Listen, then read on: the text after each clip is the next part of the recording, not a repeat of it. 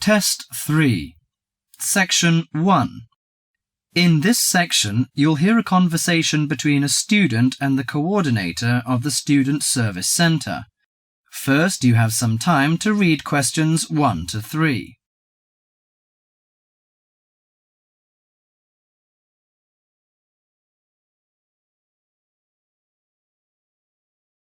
Now listen to the conversation and answer questions 1 to 3.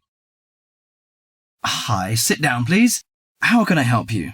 Thank you. I'm a student in the sociology faculty. I'm coming to ask for some information about renting a room in the college or near the campus. My name is Sarah. Yes, Sarah. How long have you been here in Sydney? You are not new, I suppose.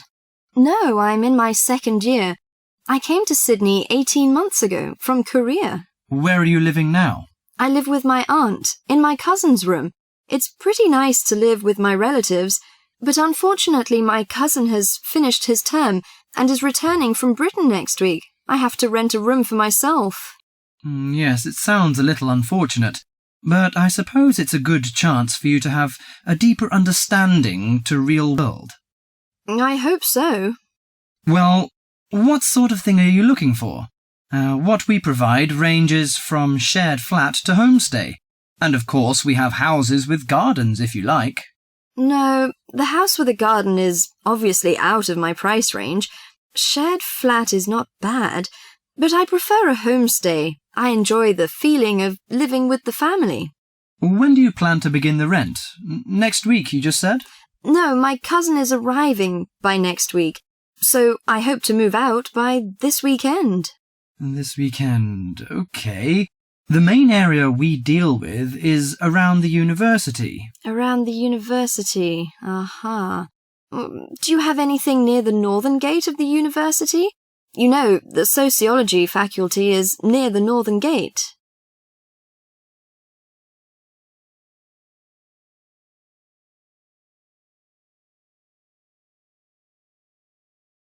Before you hear the rest of the conversation, you have some time to look at questions 4 to 10.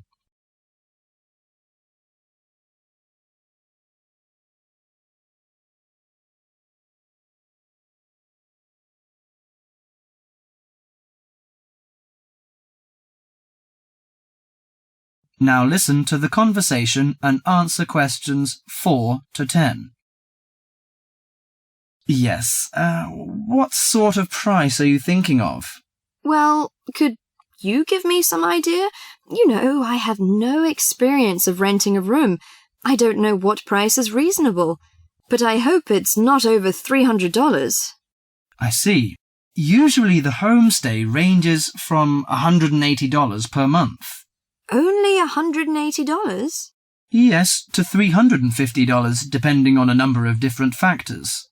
What does it depend on? Well, obviously the quality of the house, the facilities and extra services. Oh, I don't care about the quality very much, as long as it's clean. As to the facilities, I want the room with a separate bathroom. Kitchen isn't a necessity, because I don't want to cook by myself. I hope to have meals with the family if possible. Okay, let me check the files. Yes, I think this one might suit you. It's a family house with 2 vacant bedrooms. How about the owner of the house? I mean, is it a family or... According to the file, it is a retired lady. She wants to find college students as tenants. That's great. What's the condition of the rooms? The bigger bedroom is furnished and with a bathroom, and the rent is $320 per month. The smaller one charges $250. It is furnished too, but without bathroom. Oh, $320. It's a bit out of my range, but I think I prefer the bigger one. How about the meals? Well, the rent includes breakfasts and suppers. No lunches, however. You have to buy your lunch. That's no problem. I usually have my lunch in the college cafeteria. And that doesn't cover the water bill and electricity fee, but the laundry is included. Fine.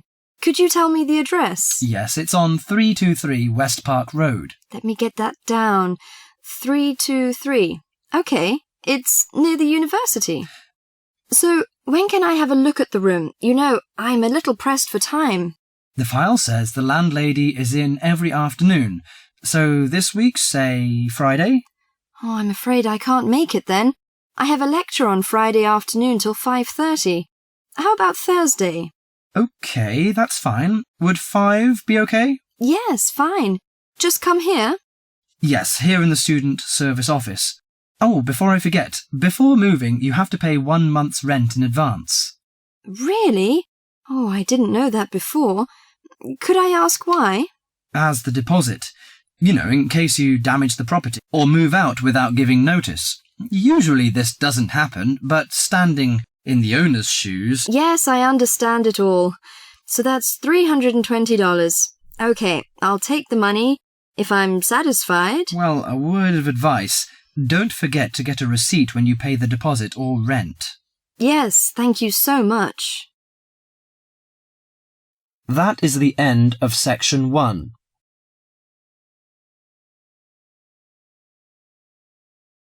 You now have half a minute to check your answers.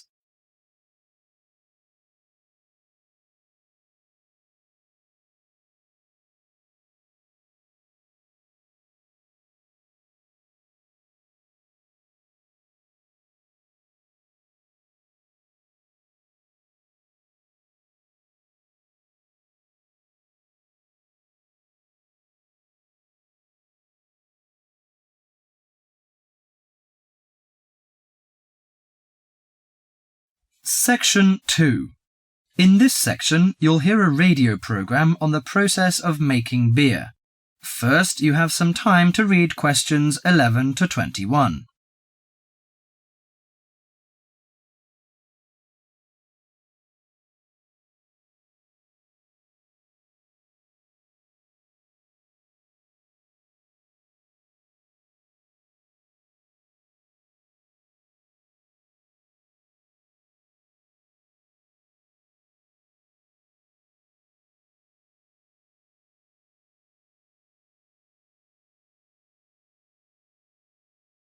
Now listen to the program carefully and answer questions 11 to 21. Hello and welcome to Gourmet Evening, and this week we're looking at the world's popular beverage, a great favourite today, beer. And in the studio to tell us all about it is Clark Maxwell. Beer is one of my personal favourite beverages, and I've got a number of facts, tips and trivia about beer to share with you. So, who invented beer and when? What is beer made of? Actually, historians are not entirely sure when beer was invented, but they guess that beer was created accidentally by early nomadic tribes roughly 10,000 years ago. The 4 primary ingredients are malt, hops, yeast and water. Malt, which gives the beer a sweet taste, is made from barley soaked in water until its husks open and sprout. The sprouts are then dried and crushed. The small flowers of the hops vine are added partly because they taste bitter, helping balance the sweetness of the malt. Hops prevent the growth of bacteria that can spoil beer. Yeast is responsible for fermentation, which creates the alcohol and carbonation. Beer makers sometimes use additives or substitutes for malt or hops. Substitutes such as corn or rice can make a beer lighter or cheaper to produce. Adding fruit gives beer a fruity taste. Beer is not high in alcohol, as we know.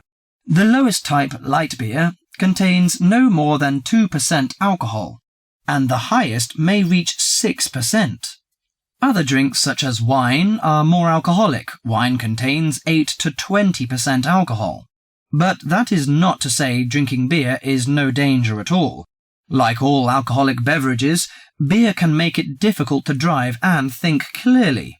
Excessive drinking can also lead to liver damage, high blood pressure, stomach ulcers, and other health problems. However, beer also helps prevent some health problems when consumed in moderation. Beer contains a moderate number of vitamins and minerals. Studies have shown that small amounts of alcohol can reduce the risk of heart disease. Beer also contains selenium, a mineral that promotes bone growth and helps reduce the risk of osteoporosis. I suppose many of you think beer can give you a beer belly, but you are mistaken. Genes determine how fat is deposited. No food or drink can create fat deposits in specific areas of the body. As with all foods, the more calories you consume, the more likely they are to be stored as fat and cause weight gain. Beer contains no fat and averages 150 calories per serving. Well, one more thing. Pay attention to the storage and containers of beer. They will affect its taste. It's a mistake that the taste of beer improves with age, like that of some wines. Beer is a food product that will eventually become stale. It should be stored in a cool, dark location before consumption. And the colour of a bottle can influence the flavour. Brown bottles block out light that reacts with the hops, which could damage the flavour. Green or clear bottles provide little or no protection from light damage. Do you know which country drinks the most beer? Although Britons consume a great deal of beer each year, it's not even on the list of big consumers. Actually, the Czech Republic consumes the most beer, at 156 litres per person per year, followed by Ireland and Germany. That is the end of section 2.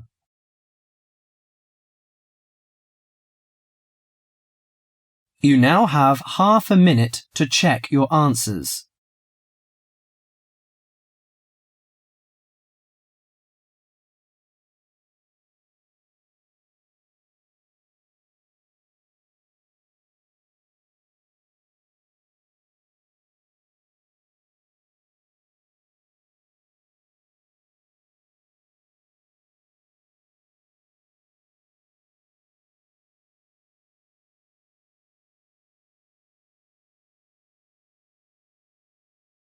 Section 3.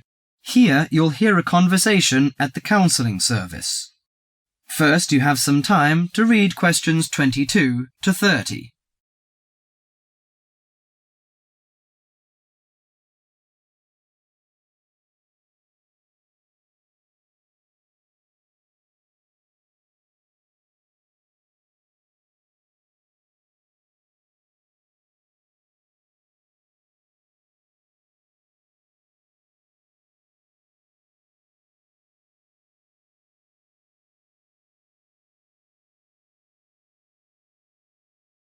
Now listen to the conversation and answer questions 22 to 30. Hello, sit down, please. Thank you. Well, I heard about your counselling service from a friend, and I was really interested. You know, I'm a new student and I don't know how you work, and... Well, the primary task of our service is to enable you to become more effective in your life, inside and outside the university. I think counselling is valuable if you're feeling that your life has become out of balance in some particular way. For example, it may be that you're experiencing difficulty in managing change, stress or burnout, difficulty with concentration, depression or anxiety, or a recent crisis of some kind. It can really help to talk things over with a counsellor. I see. After the semester began, I found I was facing tons of decisions that would be made by myself. I felt under stress sometimes. Yes, most new students have problems like yours. Just as I have said, it's a kind of being out of balance. Much of what we do is to help you get your thinking, feeling, behaviour, or perspective on life back into balance. We'll seek to help you focus on and understand more clearly the issues that concern you. But the issues are complex, I think. They are about academic, personal, and many other aspects.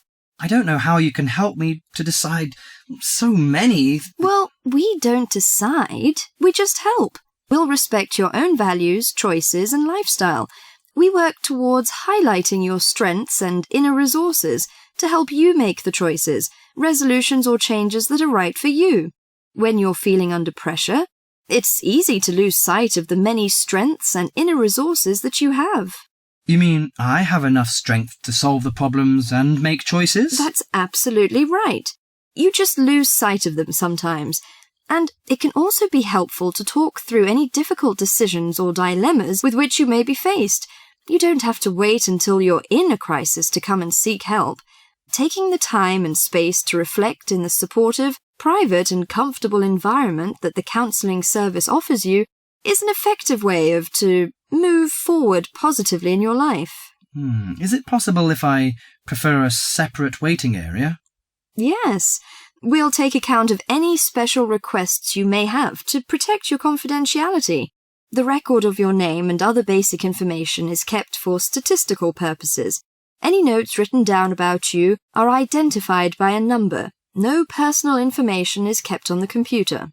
How do I know what particular counselling I need to balance myself? Well, as you've noticed, when you approach the service for counselling, you will be offered an initial half-hour assessment interview with one of the counsellors. They can answer any questions you may have and help you to assess whether individual counselling is the best way forward for you. It is the initial assessment interview. If it is thought appropriate, a referral can be made to a variety of medical, therapeutic or psychiatric services in the community, or we can just begin weekly counselling sessions. How do I make an appointment if I need regular counselling? If you decide to proceed with regular counselling, you will be offered the first available appointment, often with a different counsellor. Each session would be for 50 minutes, and usually you would meet with your counsellor once a week. The average number of sessions that we see people is 5, but that can be extended. You can decide on your preferred time, early morning or late afternoon. It sounds pretty useful. I hope I can adapt to the new life with your help. You certainly will. Actually, going away to university is a time of transition and personal development. Evidence suggests that the vast majority of students who have been for counselling do find it a valuable experience. That is the end of section 3.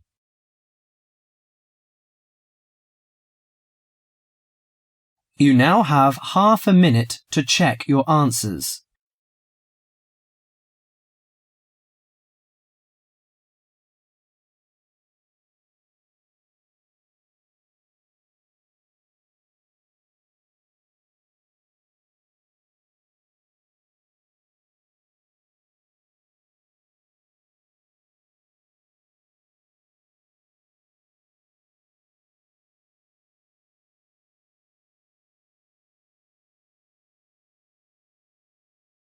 Section 4. In this section, you'll hear a lecture on sports injuries. First, you have some time to look at questions 31 to 40.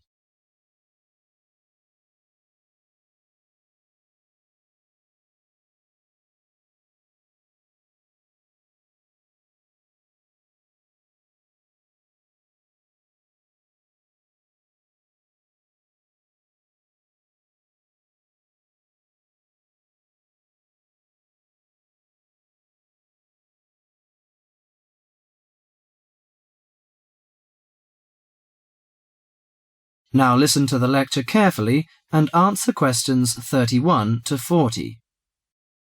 Morning everyone, and welcome to our regular lecture on health issues. This series of lectures is organised by the Students' Union. It's a great pleasure for me to welcome Mr. David Greenbaum, a physician in sports medicine, to come along and talk to us today. Thank you. You may doubt what good sports medicine can do to non-athletes like you college students. According to public assumptions, sports medicine doctors deal only with sporting injuries. But actually, we treat general joint problems experienced by average people more than treating people who hurt themselves by playing sports. So, whether you're an athlete or not, a sports medicine physician can help you start off every day on the right foot. If you are a college athlete or a sporty person, you must stay at the top of your game.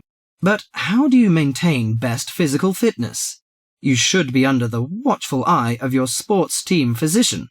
Sports medicine doctors offer total care treatment, such as customized workouts, immediate care of injuries, and surgery when needed. A sports medicine doctor's training falls within the specialty of orthopedic surgery. As such, it focuses on the cartilage, ligaments, and muscles involved in your body's movement. So, how do injuries happen? Most of us take for granted the intricate interactions of our bones, muscles, and ligaments until they are damaged. When injured, these tissues can degenerate, causing your joints to ache and feel stiff. Even ordinary daily movements such as walking and bending may cause a sports injury through overuse. Furthermore, the normal wear and tear on your body's tissue may become more taxing as you age.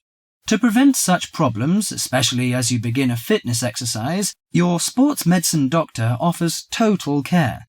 This includes X-rays to identify potential trouble spots. Afterwards, he helps you set an exercise routine that fits your body's present condition. Do you know your joints? Your body's most complex structural feature is its joints. Your joints allow you to grasp, twist, sit, and even feed yourself. Repetitive motions, however, may lead to chronic overuse of the soft tissue connecting bones at the joints. This overuse can result in injuries such as tennis elbow or even carpal tunnel syndrome. A more severe type of injury occurs when you lose your balance, thereby putting a joint under abnormal stress. Worse still, you could suffer a bone fracture. When a traumatic injury happens, effective medical care is crucial. Improper treatment of any joint injury can cause permanent loss of flexibility and recurring joint pain. As quickly as possible, the doctor applies ice packs to your injury. Ice deters swelling and inflammation, so you feel less pain. After keeping it iced for the first 48 hours after injury, the doctor begins therapeutic exercise of your wounded joint. Recently, a new treatment for degenerating joints has been developed, which is a product called orthokin. The treatment involves combining healing proteins with a sample of the patient's own blood. The injured joint then receives an injection of the mixture. This new technology stimulates our own white blood cells to produce large quantities of protective protein. Our cells make this protein naturally, but not in sufficient amounts to protect the damaged cartilage in our joints. It also has the advantage of convenience and lack of side effects. Here are some suggestions on how to prevent sports injuries. Use appropriate protective equipment. Maintain proper lighting in the training area. Have adequate rest. Avoid alcohol and drugs in order to prevent injuries. Follow a regular fitness training program to improve overall coordination and endurance. Better endurance will absorb pressure and prevent injury. Perform adequate warm-up exercises before training or performance.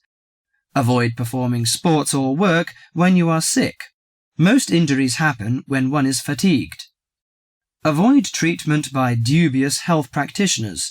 Use of inappropriate massage, adjustment, and homemade medicine, often with steroids or other non-tested drugs, can cause more damage to the injury. That is the end of section 4.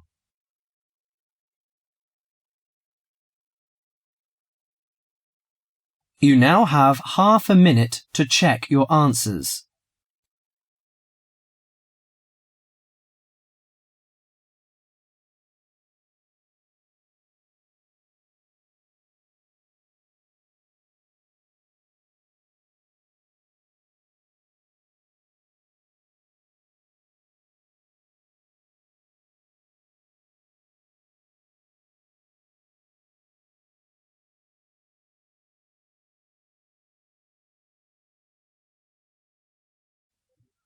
That is the end of the listening test.